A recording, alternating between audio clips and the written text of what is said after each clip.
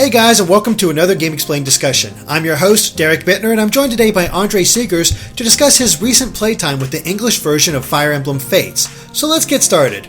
Well, Andre, in addition to getting to try out the North American version of Mario & Luigi Paper Jam, Nintendo also had the opportunity for you to try out the English version of Fire Emblem Fates, as I just said.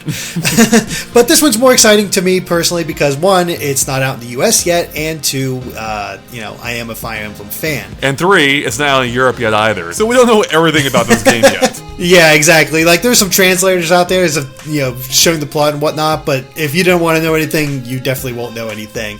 So it's interesting that you got to play it because you actually were the one to review Fire Emblem Awakening, since I wasn't part of that whole thing at that point. And yeah, what did you think of Fates after you're getting to play it a little bit? Yeah, so Fire Emblem Awakening actually was my first Fire Emblem game, and I was actually surprised by how much of it I had forgotten going into Fates here. With that said, I actually quite enjoyed Awakening, and what I've seen of Fates so far seems to be along those same lines. It seems to take the foundation of Awakening and build upon it. Except it seems to be offering, at least to me, what seems like an even more interesting story. That seems to be one of the key differences here, especially with how that's being split up into, multiple games.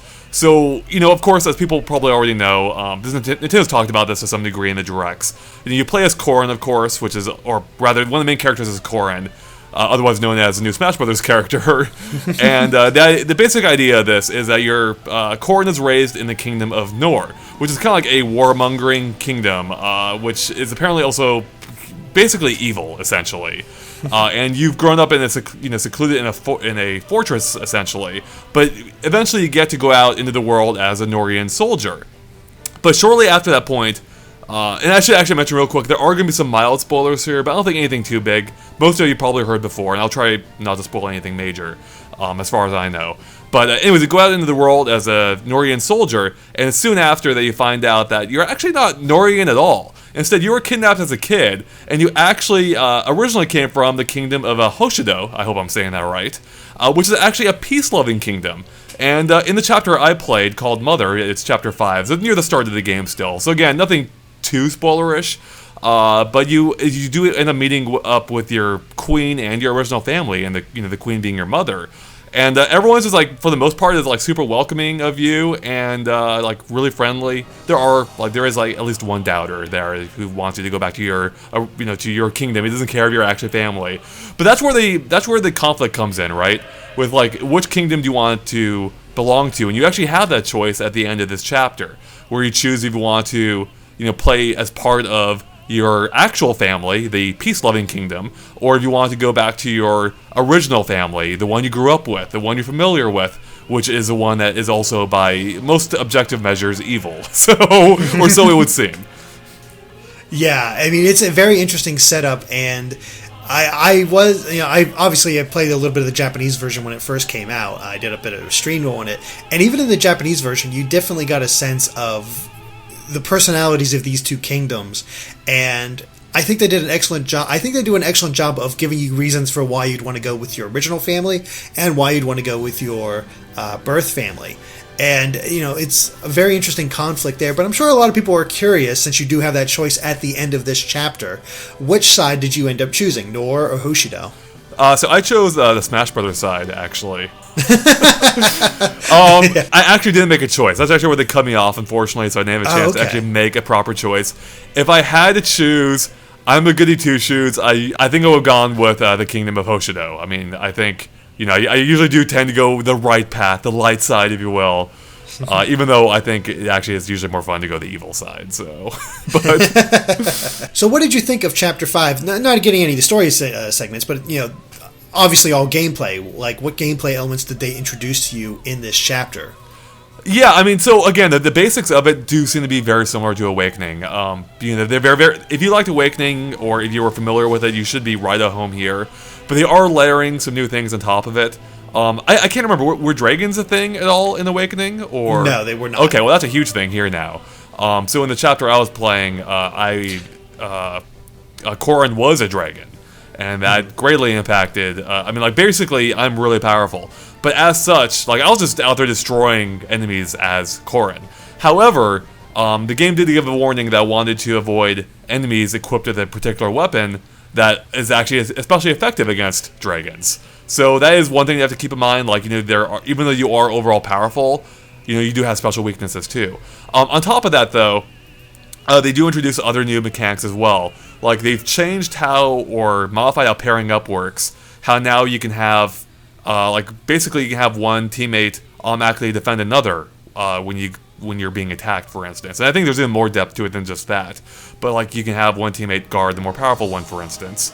And then there was let's see here. Then there's a new mechanic involving the dragons called Dragon Vein, where there's specific spots on the map that are beneficial to you if you can that can only be activated by a party member that has dragon blood.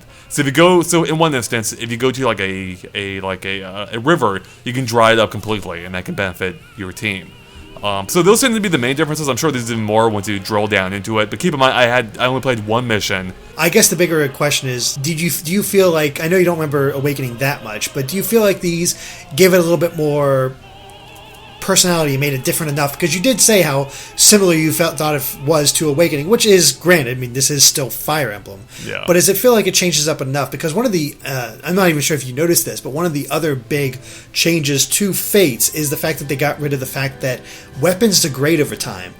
In the original Fire Emblem games, even Awakening, each time you used a weapon, a counter decreased, and when it reached 0, that weapon would break. So you had to keep in mind, like, stronger weapons would be, of course, more powerful, but they'd break quicker. And that sort of was the balance to them. And they got rid of that system here. And I was wondering if you took any notice of that and sort of how you felt about it. Yeah, I mean, I didn't play long enough to take notice of that. I think that sounds like a good change, though. Degrading weapons usually isn't my favorite thing in games. So, not that it can't be done well. But I think the new system sounds like it makes a lot of sense. But no, I mean, overall, it is still very much a Fire Emblem game, especially similar to Awakening. It's still obviously a turn-based strategy game. It still has the weapon triangle, where different weapons have, with like rock, paper, scissors with different weapons, like axes being lances and lances being swords and whatnot. But I think really it does seem to be, the story that is really what's going to hook people from what I saw. And I have to say, even though this was the case in Awakening 2, the cutscenes here are just beautiful. Like, they look, they're basically fully rendered cutscenes, but they look like they're almost hand animated. They're not, but it has that appearance, and they're just beautiful. And the detail on them is fantastic. Like, the presentation in general is just great. Yeah, I've seen a few, and they are gorgeous. That was like a surprising highlight about Awakening, like seeing these cutscenes and just seeing how gorgeous they were. And one of my big hopes for Fates, unfortunately, didn't come true, was full voice acting, because it just felt like it could use it, and it'd be working wonderfully, because they did get a great voice cast for those cutscenes, and it just all looked good. But yeah, it's great to see that kind of quality stand out. But what other stuff sort of stood out to you about Fates in your limited playtime? Obviously, I mean, not much. That basically covers it. It seemed like, it's using Awakening as a base, it seems like, and just building on top of it. If I remember more of Awakening, I'm sure I'd have even more to add to it. But that combined with my, relatively limited play session for a game of a pretty big scope, I unfortunately don't have too much more to add at this point. So we still have a little bit till it comes out, and there's going to be quite a lot of versions. We got, you got the physical version that you can get of either one. Then you can download the other version for half price, and that way you have both options on a single game. And of course, they have the third one that's coming out that is DLC. So this Fire Emblem is absolutely huge as far as content. And they did tell me too that apparently, depending on what side you choose, even the classes and weapons change as well. So that all is dependent on which version of the game you play. Obviously, you didn't get to see this. That's why I was sort of hoping they would give you a session a little bit later on each side. So you can actually see the differences? Yeah, compare and contrast. So it's a little disappointing to see here that they went to, because no matter which side you choose, the first 5 chapters are the same. So I wish they would give you a little later chapter so you could see, okay, here's Nor, here's Hoshido, and see all the differences. I would recommend people check out our gameplay video, even though I'm not good in it, but definitely check it out to get even more context on the story, the mission, and get a better look at how the gameplay works. Which again is similar to Awakening, but they do add some new stuff there, which seems like it might add even more depth to the game, which is already pretty in-depth experience. So alright guys, well I think that covers it for our Fire Emblem Fates discussion, so thank you for watching, and if you like this video, be sure to like us on Facebook and Twitter at GameXplain, and of course stay tuned to GameXplain for more on Fire Emblem and other things gaming too. Until next time guys, bye.